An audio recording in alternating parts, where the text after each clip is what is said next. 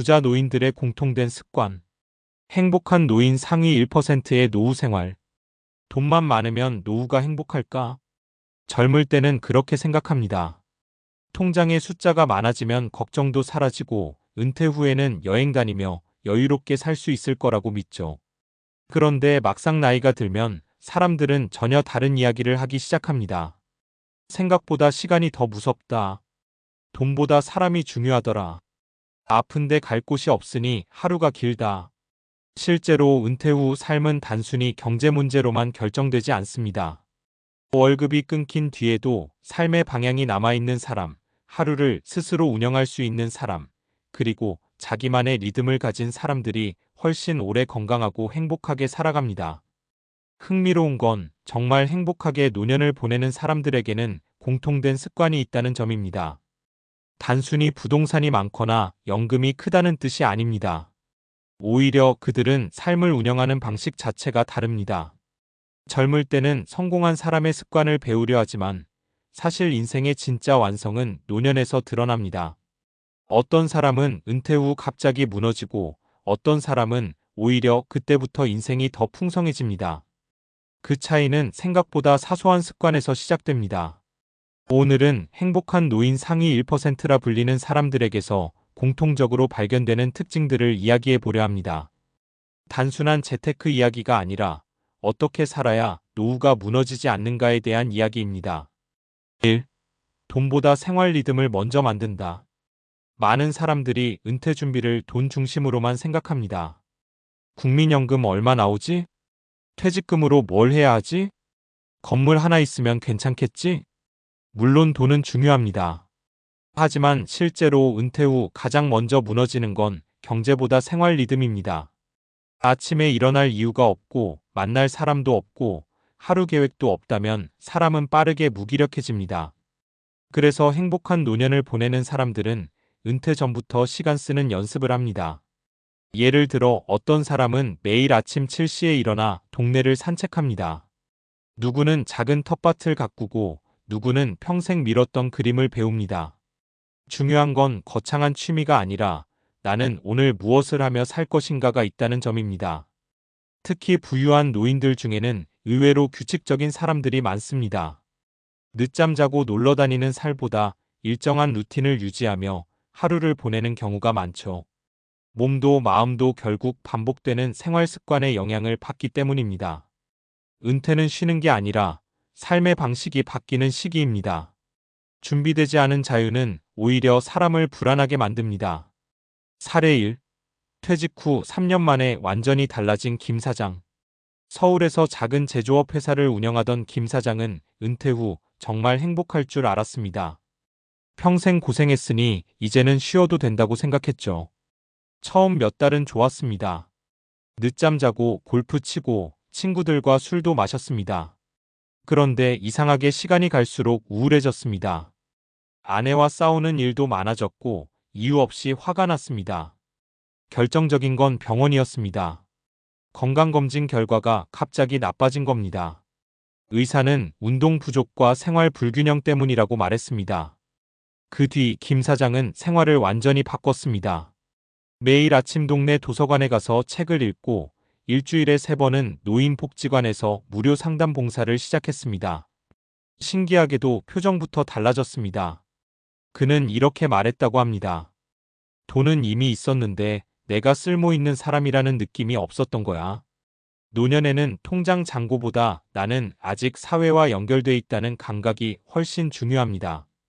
2. 행복한 노인들은 인간관계를 관리한다. 젊을 때 인간관계는 자연스럽게 생깁니다. 학교, 직장 모임에서 계속 사람을 만나니까요. 그런데 은퇴하면 관계도 함께 끊어지는 경우가 많습니다. 특히 직함으로 살던 사람일수록 더 크게 흔들립니다. 회장님, 부장님, 대표님으로 불리던 사람이 어느 날 그냥 동네 할아버지가 되는 순간 존재감의 공백을 느끼게 됩니다. 반대로 행복한 노인들은 인간관계를 꾸준히 유지합니다. 가족뿐 아니라 친구, 후배, 동네 사람들과도 연결되어 있죠. 여기서 중요한 건 숫자가 아닙니다. 진짜 중요한 건 편하게 전화할 사람이 있는가입니다. 실제로 장수 연구에서도 인간관계는 건강과 행복에 큰 영향을 미친다고 알려져 있습니다. 외로움은 흡연만큼 건강에 해롭다는 말도 괜히 나온 게 아닙니다. 노후에 가장 무서운 건 가난보다 고립입니다. 사례 2. 매일 카페에 가는 박할머니. 70대 박할머니는 특별히 부자가 아닙니다. 큰 연금도 없고 자식들이 매달 많은 용돈을 주는 것도 아닙니다. 그런데 주변 사람들은 하나같이 말합니다. 저분은 참 행복해 보인다.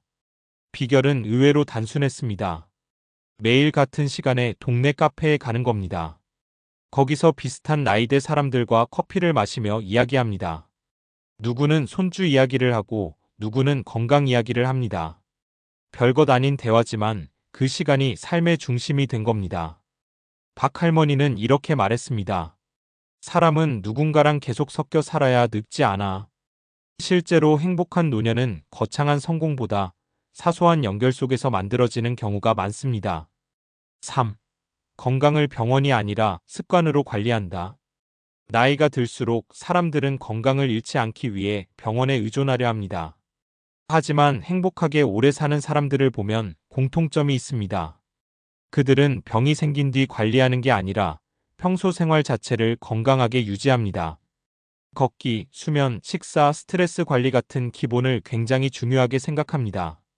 특히 부유한 노년층일수록 몸이 최고의 자산이라는 말을 자주 합니다. 돈이 많아도 건강을 잃으면 아무 의미 없다는 걸 누구보다 잘 알기 때문입니다.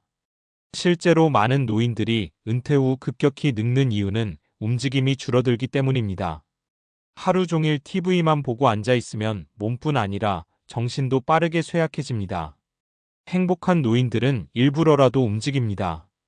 가까운 거리도 걷고 집안일도 직접 하며 작은 일이라도 스스로 하려 합니다. 사례 3. 은퇴 후 더 건강해진 최 교수. 대학교 교수였던 최 씨는 65세 정년퇴직 후 오히려 건강이 더 좋아졌습니다. 이유를 묻자 그는 웃으며 말했습니다. 이제야 내 몸을 제대로 돌보게 됐거든. 현직 시절에는 늘 바빴습니다. 야근, 회식, 스트레스가 반복됐죠. 그런데 은퇴 후 그는 완전히 생활을 바꿨습니다.